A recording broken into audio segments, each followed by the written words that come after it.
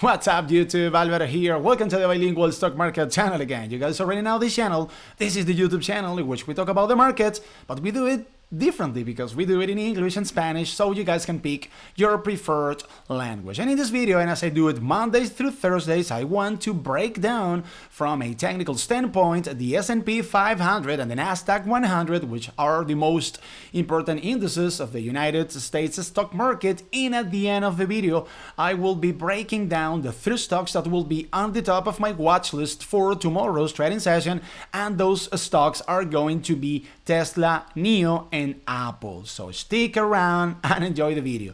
And today we had a bloodbath when it comes to tech stocks. The NDX got absolutely decimated. It went down today 1.85%. The S&P 500 went down 0.67%.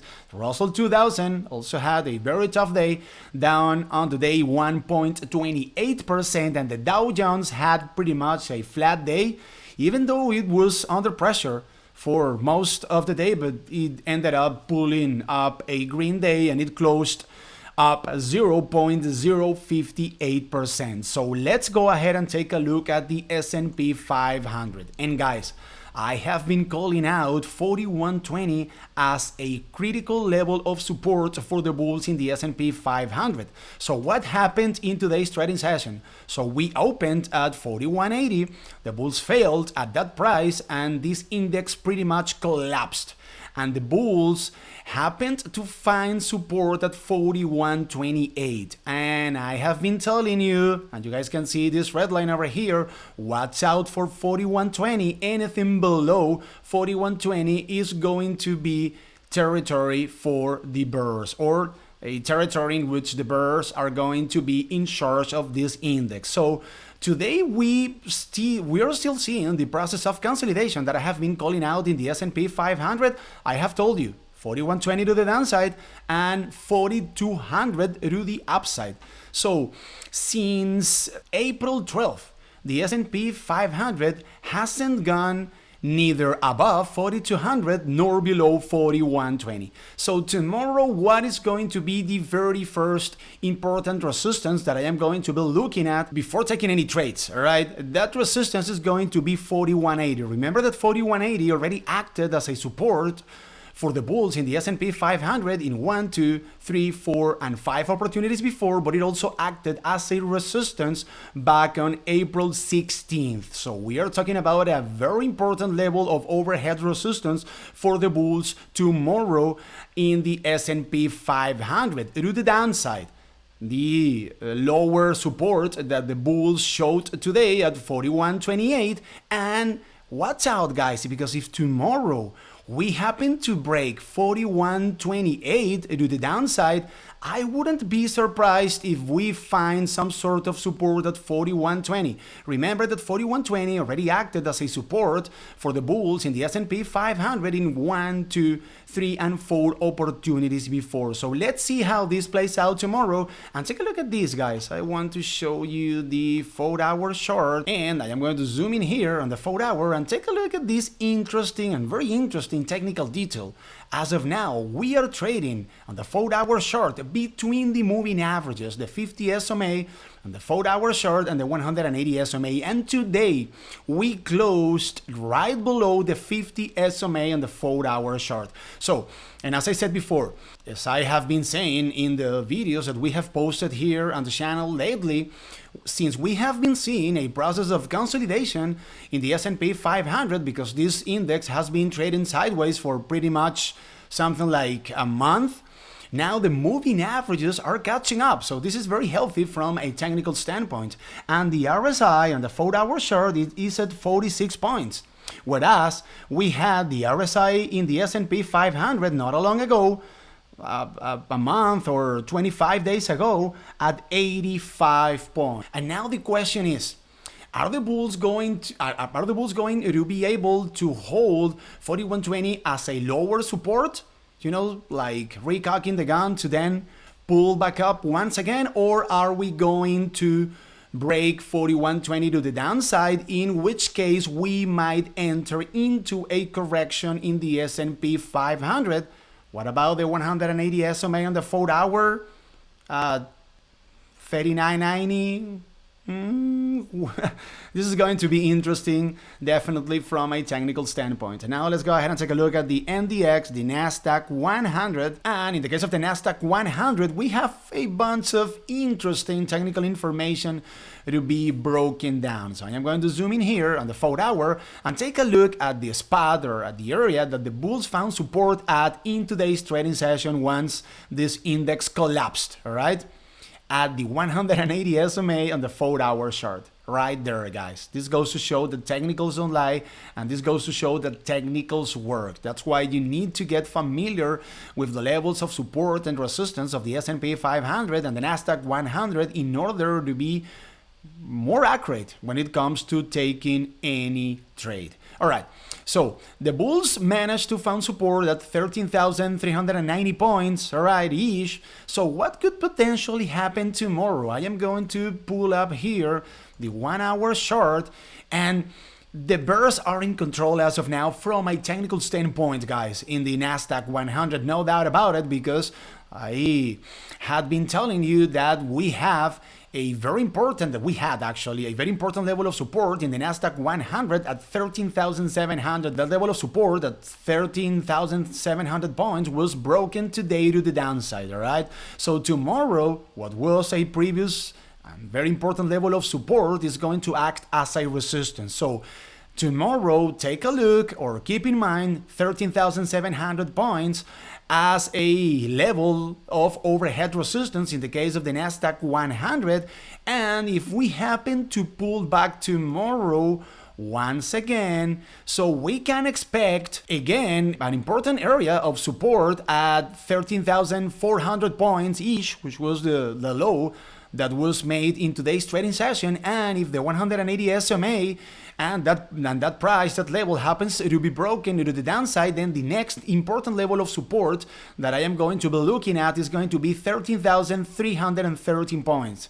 13,313 points already acted as a resistance for the bulls in the Nasdaq 100 in 1, 2, and 3 opportunities before. So here we have a former resistance that should provide a good support if it happens to be visited in an aggressive way. So tomorrow, remember, 13,390 points ish or 13,400 points as support and as overhead resistance. The situation is crystal clear. 13,700 points is going to be overhead resistance for the bulls in the Nasdaq 100, and the first stock of this video is going to be good old Tesla, ticker symbol TSLA. And in the case of Tesla, Tesla went down today 1.65% and it closed today's trading session at $673.60. And guys, I gotta pull up here the 1 day 1 minute chart. I told you in the video that we posted like 2 weeks ago before Tesla reported earnings, I told you, watch out for a sell-off in the case of Tesla after having reported earnings that could potentially take Tesla down to $660 per share. And take a look at the price at which the bulls of Tesla found support at in today's trading session, $658.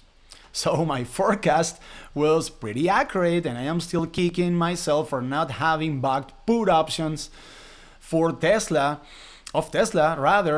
before Tesla reported earnings. I would have been able to hedge against my long-term position, and I could have made a good amount of money, but well, whatever, hindsight is 2020. So, and for those who might be interested in taking a trade on Tesla, $660 is a very important area of support because it has already acted as support for the bulls of Tesla in 1, 2, and 3 opportunities before, but it also acted as a resistance that the bulls of Tesla couldn't take on back on December 8th of last year. So if tomorrow we happen to see Tesla pulling back down to $660, and now that you guys know that this is a critical area of support for the bulls of Tesla, and if we happen to see that the bulls of Tesla find support at that price, that might be a very compelling and interesting price to buy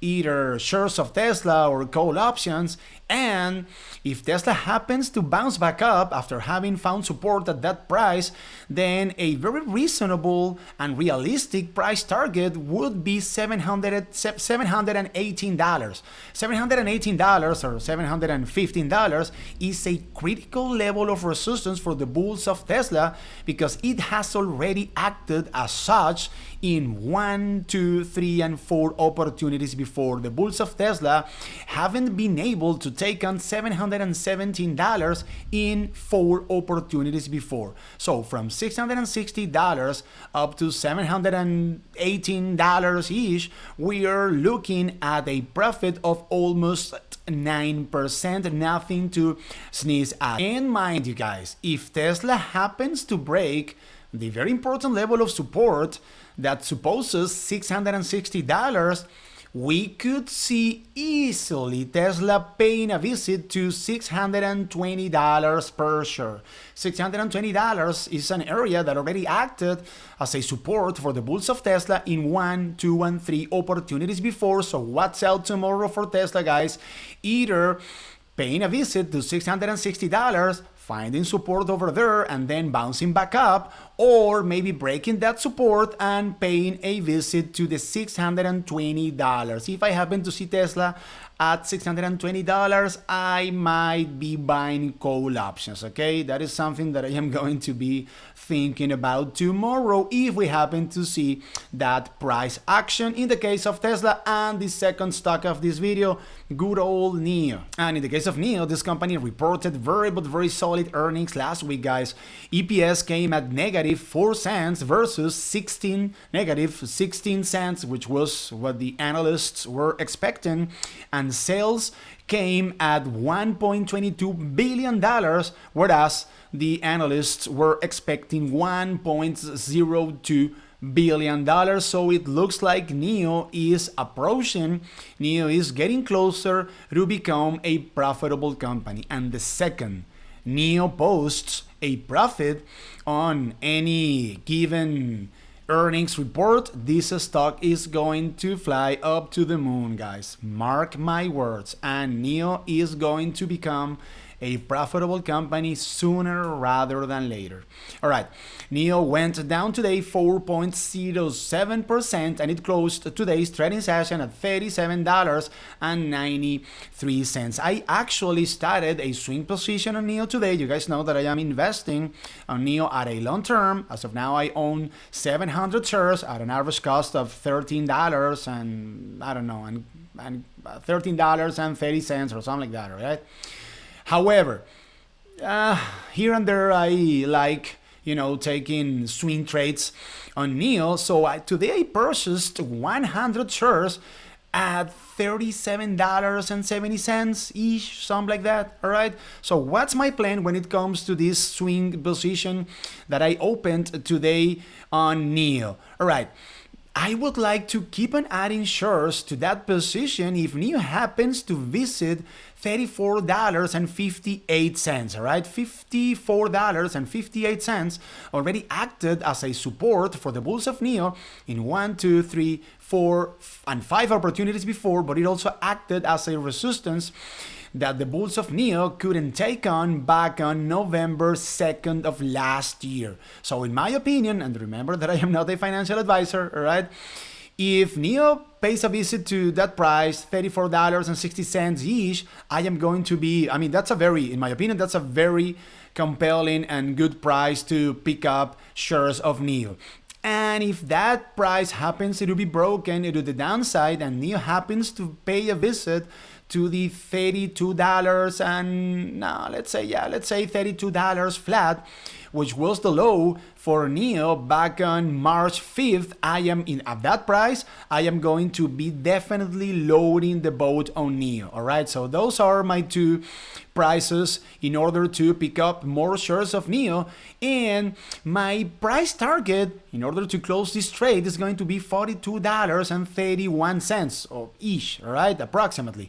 $42.31 or $42 flat is an area of resistance that the bulls of NIO failed at in two opportunities in recent days, but it also acted as a support for the bulls of NIO in 1, 2, 3, and 4 opportunities before, right? So watch out, that's a critical area of resistance for the bulls of NIO. And I am actually thinking, guys, that if NIO happens to take on $42, or if NIO happens to burst above that price, it is going to have a very decent chance of getting out of this bear market in which NIO has been trading as of now. NIO is right now 45% of its highs, guys, so unbelievable. And I decided to start this swing position today, guys, because I think that any price below $40 in the case of NIO is simply a steal, all right? Long term, mid term, whatever you want, okay? Short term, whatever you want. NIO below $40 is definitely a buy, all right? 3 hands. So watch out for NIO tomorrow, guys. Let's see what happens. If NIO happens to consolidate above $38, say $37.50, I am going to be probably picking up more shares, and my price target in order to close this trade is still going to be $42 flat, or $42.50.